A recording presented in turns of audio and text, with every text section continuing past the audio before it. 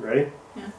What's up, everyone? It's Anne and the man, and we're back with a doozy. We saw that our story time way back when got a lot of views, and we've been keeping this one under wraps. I think you guys are really gonna like it. It's about, drumroll please, the time Anne lied to her parents and they thought I kidnapped her. Yeah, when you mix lying, Haitian parents, new white boyfriend, I think those were all powder keg.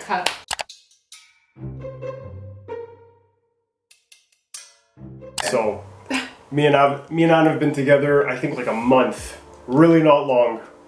And my best friend says we're going to a chalet with a group of friends, you and Anne are invited. I ask Anne says yes immediately, but you know, at the beginning of our relationship, it's common knowledge between me, her, everyone that like Anne has a curfew. Oh no, wait. It's not common knowledge. It wasn't knowledge to me. Like, I was never At that point it was. No, when we first started dating, no. It's afterwards that it, like, after the chalet that it started, no? Okay guys, listen. This girl says there was no curfew. We used to be cuddling together at my place, and like the moment it hit 11, I'd have like my head on her chest, and I'd hear ba-boom, ba-boom, ba-boom, ba-boom, ba-boom, ba-boom, ba-boom, ba-boom, ba-boom. When it was late, and her phone used to go off with like 6 different numbers, like... To be fair, like all my Haitian girls like that are watching, in hindsight, I'm like, asking your girlfriend, your Haitian girlfriend, to a chalet after a month, you know? Oh, you're flipping this on me. Yes. How far back do we start? How about with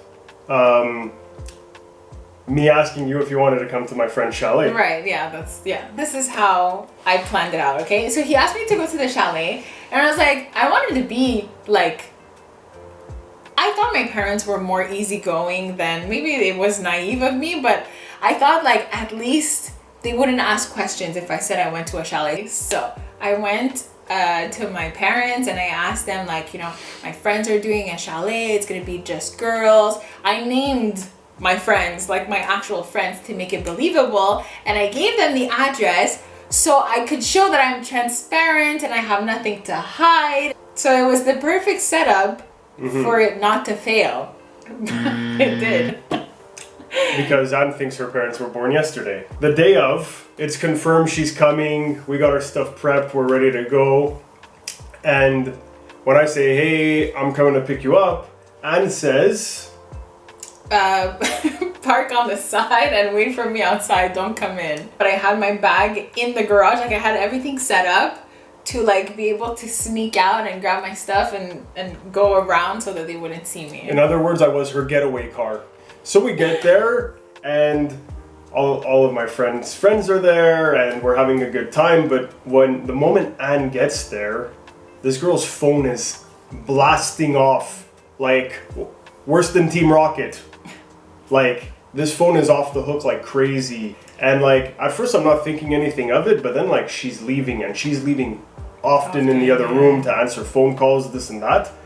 Why don't you tell them what you were dealing with? Because this girl was on the phone like she was like a CEO of a failing company, and they were trying to stop from going underground. He was completely oblivious. Like, obviously something looked like it was very wrong because I kept leaving the room. But back in Montreal, what was happening is that my parents were doing a campaign, and they were saying, oh, like, and Sarah and my friends, let's call, like, whatever, because he went to one of my specific friend's house, so let's call her like Natalie. So he went to Natalie's house and he spoke to Natalie's parents, and he was like, oh, we need to do something, like, and Sarah and Natalie are they went off to a chalet, and they're gonna, like, we don't know what's gonna happen to them, and like, you know, creating this whole big panic. And then he spoke to one of the parents, and they're like, she's not, like, our daughter isn't at a chalet, so I don't know where your daughter is. Yeah. And that's when your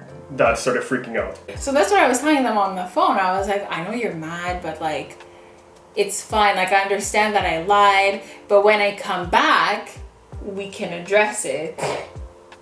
So diplomatic, like, you can beat my when I get home. But her parents had other ideas. So we're playing like a drinking game and this and that, and we're playing in teams.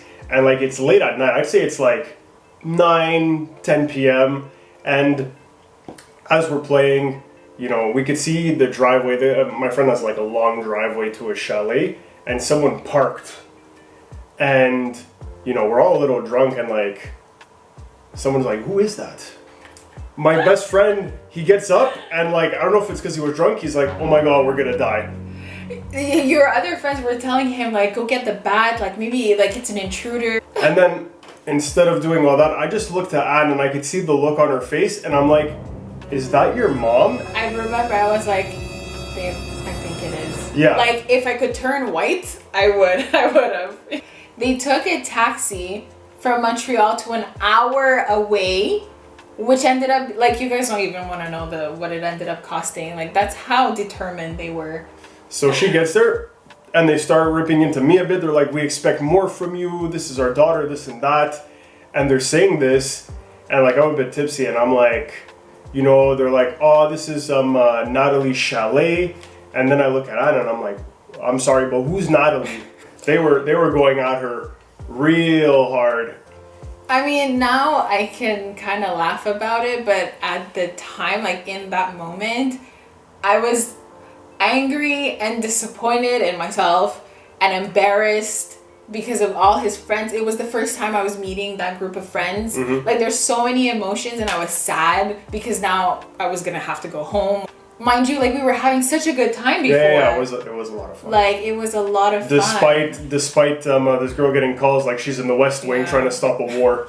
Like I'm at the Pentagon there. Yeah, like. that's it. One of the really funny parts of the story too is that my best friend's girlfriend was outside with us. She's like, "It's not right what they're doing to her."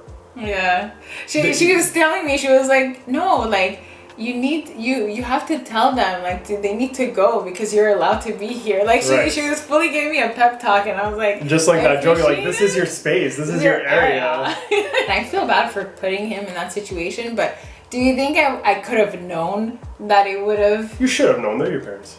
I know, but to that extent? The extent to me is the taxi. Yeah. Like everybody's. The parents are like, shocked. "I'm not driving, I'm taking a taxi here. And we're taking a taxi back and you're coming with us. Like, we're not leaving." And meanwhile, like, we're having this argument. It's a good 20 minutes. The taxi driver's waiting and the meter is running. On the way back home, you know, it's an hour away. It was pure silence, complete silence. They were convinced it was me. Like, they thought like I like abducted her or I convinced her to lie to her parents. And like, I didn't want that at all because from the get-go, like, you know, I saw myself long-term with Anna. I'm like, I don't have that much experience with black parents, but like I don't want to start off on the wrong foot and make things harder. But Anne's like, "Don't worry, I'll make it harder for us." Stop. When I was annoyed at you too. Wow. Because you know what I was about to say? I was gonna say 4 years later, like we can laugh about it and it's just like kind of a funny story in our relationship. Some guys could have been really turned off by that, by my behavior first of all, and by my like parent, like by the culture, you know, like that they're overprotective and stuff. Yeah.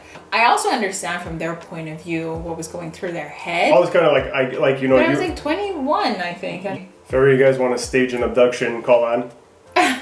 Like, I don't know if they know like that you had the clothes in the garage, which I find absolutely hilarious. But like, I think they had to come.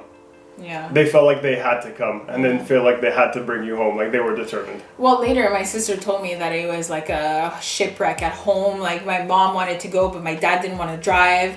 And like they were fighting about coming to pick me up. Like I created this whole thing. And then my sister was involved because my mom thought I had told my sister. But I didn't tell anybody, like not even my siblings. I really thought I was a mastermind in that moment.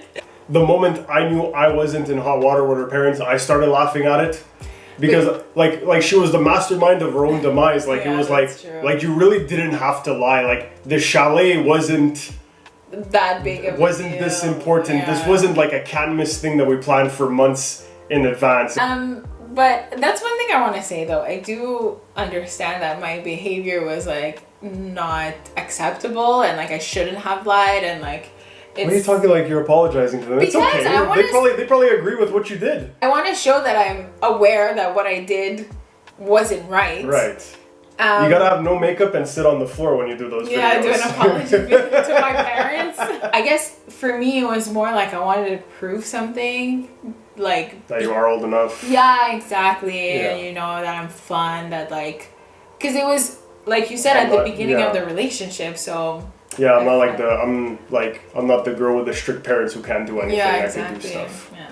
Well, we do stuff now. Yeah. But we've never ever been to a chalet ever again after that. Well, yeah, she's got PTSD. All right, guys. See you next time. Thanks for watching. Be sure to like and subscribe. Thank you to all our subscribers. Take care.